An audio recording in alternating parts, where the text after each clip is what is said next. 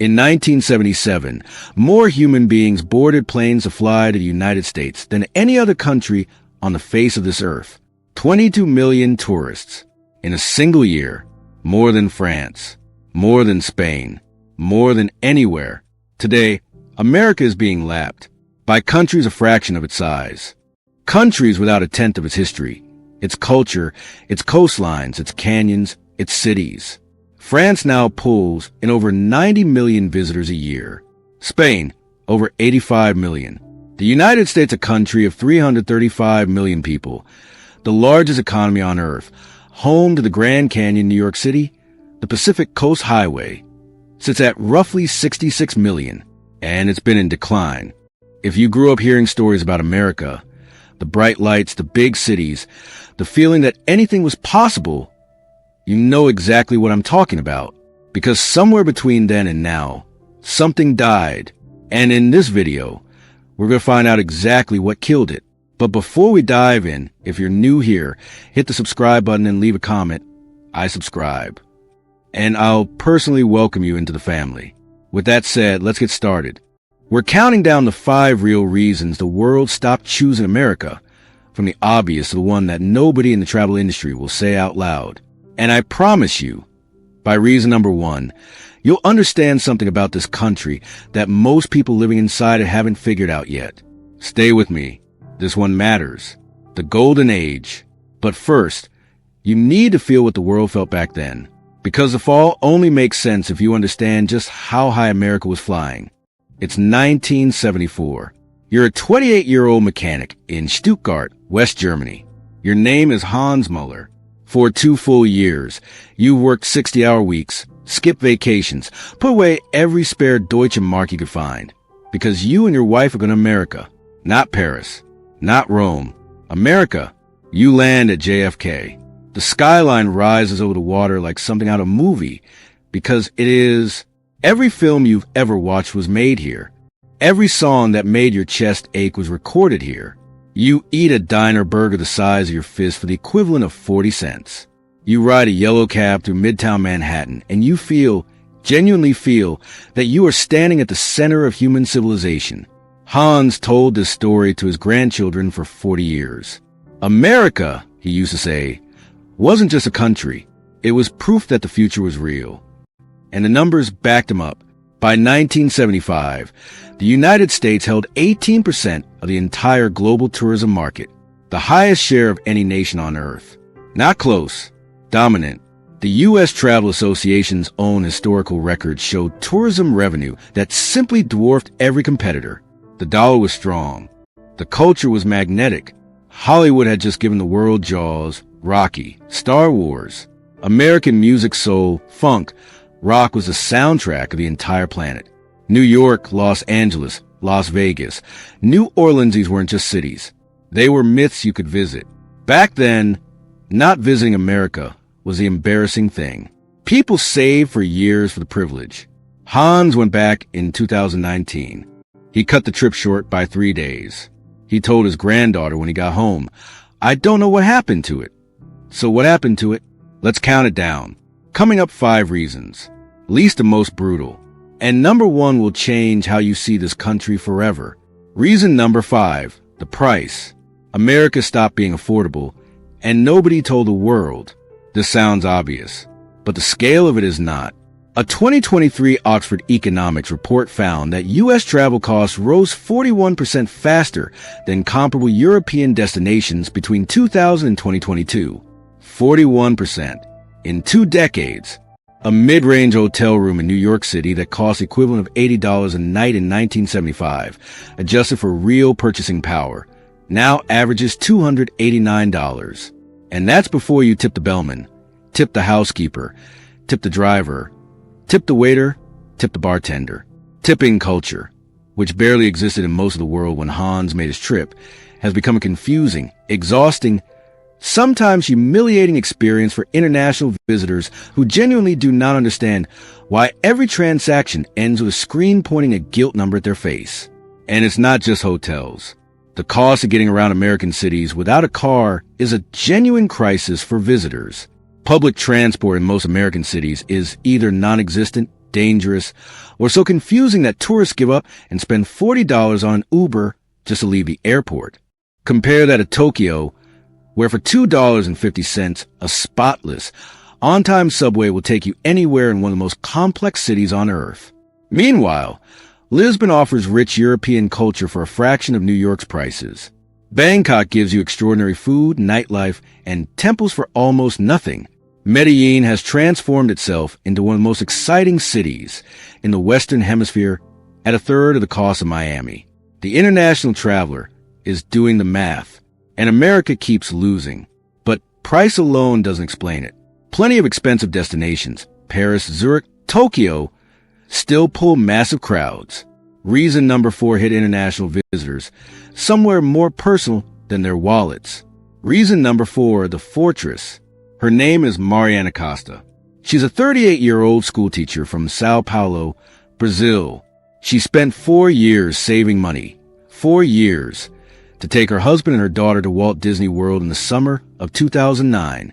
They got through the visa application. They got on the plane. 14 hours in economy class. They landed in Orlando, exhausted and trembling with excitement. Her daughter had a Mickey Mouse backpack she'd been wearing every day for 3 months in anticipation. And then U.S. Customs pulled them into secondary screening. No explanation given. They sat in a gray holding room for 3 hours. No water was offered. Her 7-year-old daughter cried for over an hour. A guard told them to keep the child quiet. They eventually got through. They went to Disney. They came home. And they never went back. Not once. Mariana wrote about what happened on a Brazilian parenting forum 2 weeks after she returned.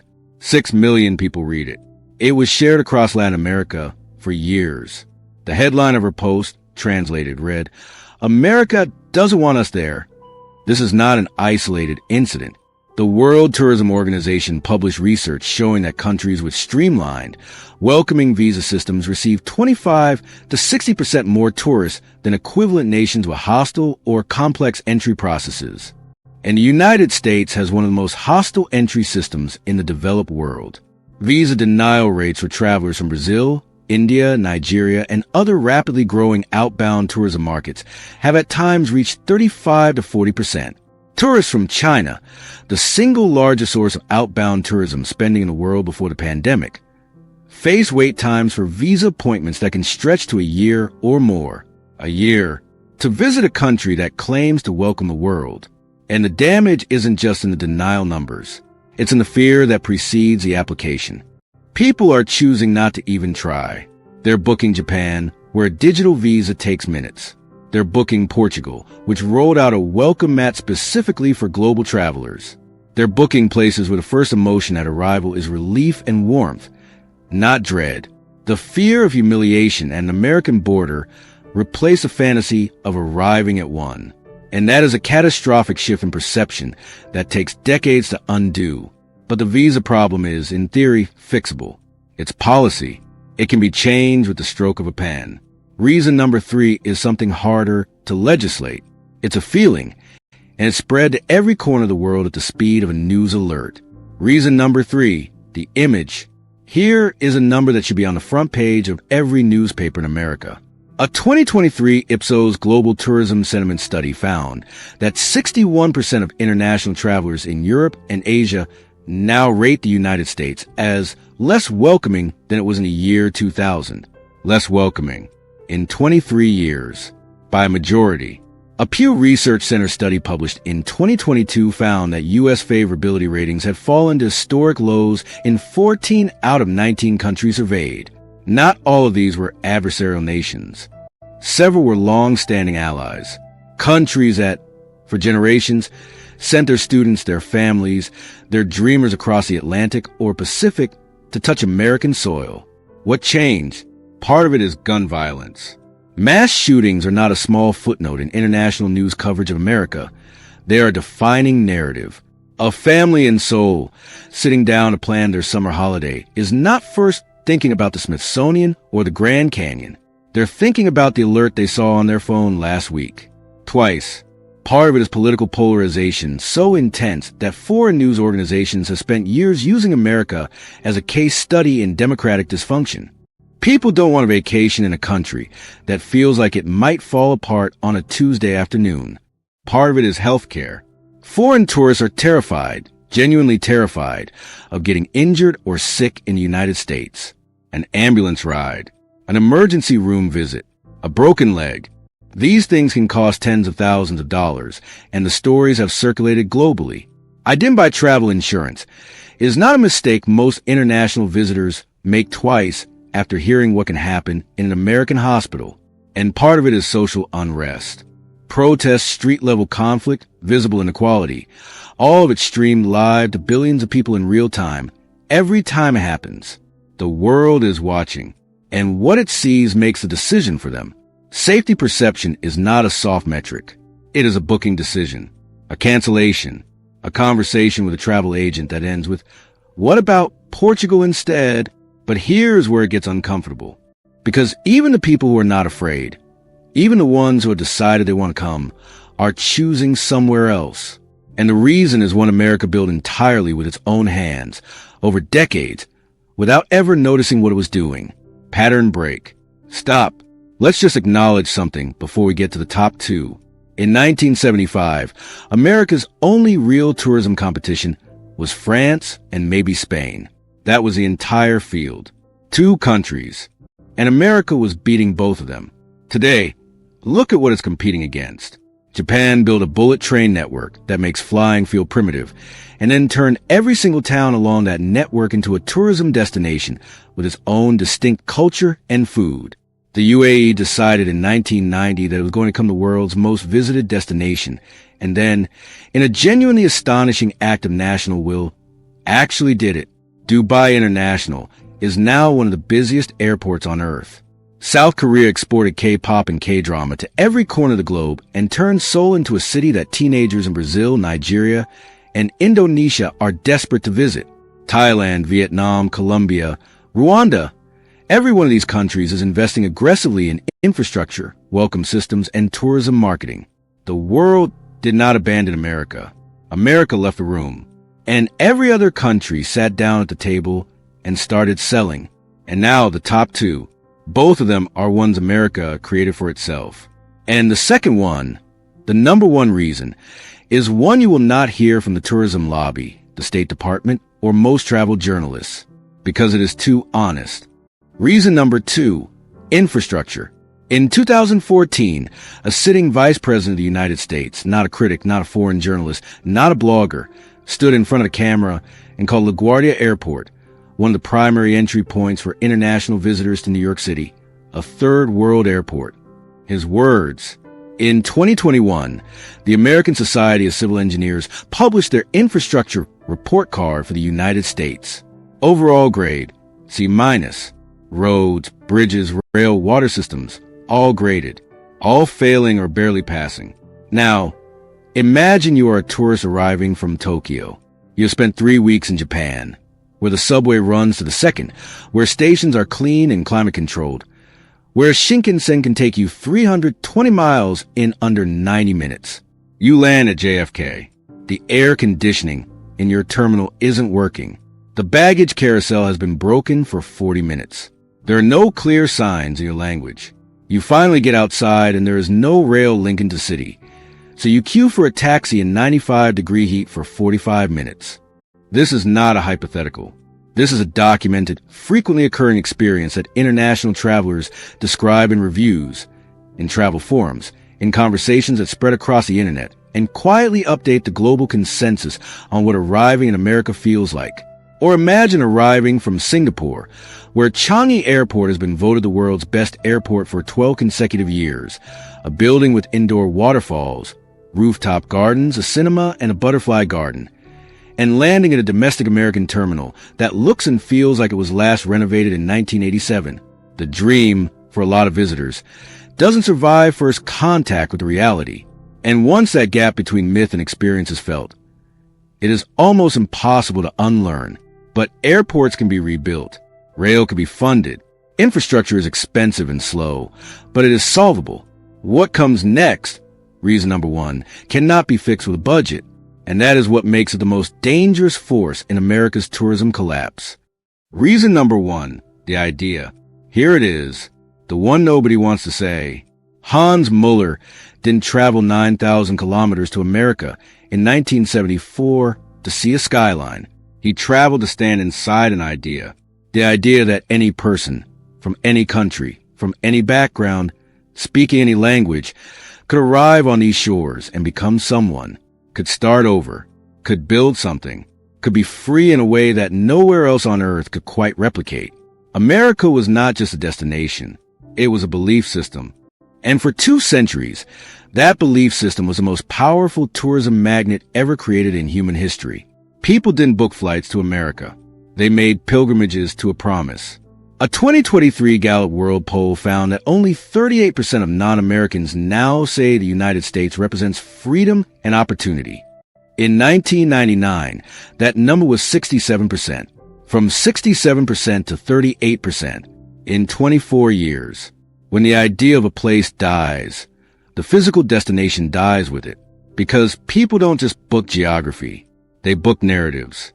They book the story they want to tell about themselves for having gone somewhere. They book meaning. And the story that once made America irresistible, the shining city, the land of reinvention, the place where the future lived, has not disappeared entirely, but it has fractured, visibly, globally, in real time, and fractured stories don't fill planes. This is a thing the tourism data cannot fully capture. The visa numbers are measurable. The hotel costs are measurable. The infrastructure grades are measurable. But the moment the world stopped believing in America as an idea, that is the inflection point that explains everything else. All the other reasons are symptoms. This is a disease. The hope. But I want to leave you with something that happened in 2023, because it matters. Aiko Tanaka is 31 years old. She lives in Osaka. For years, she avoided the United States entirely.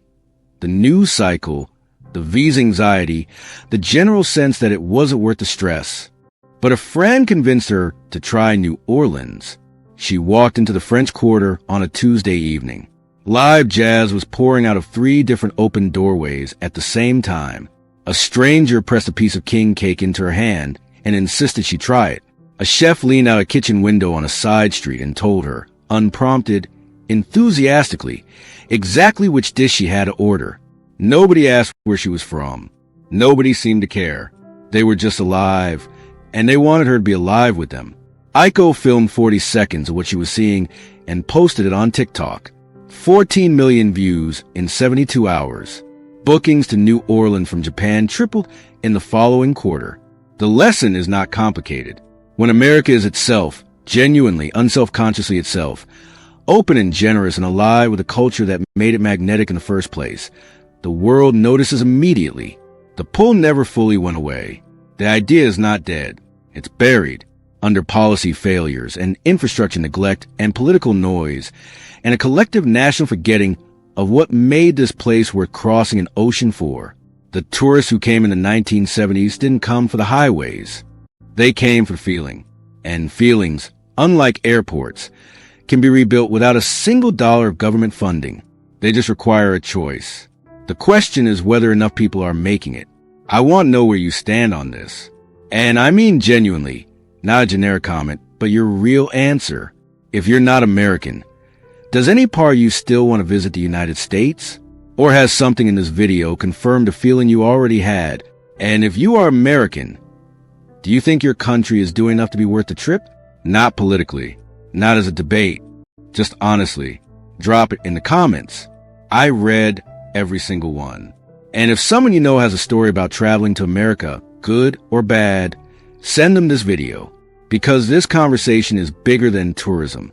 It's about what a country decides to be, and it starts with whether anyone still wants to show up.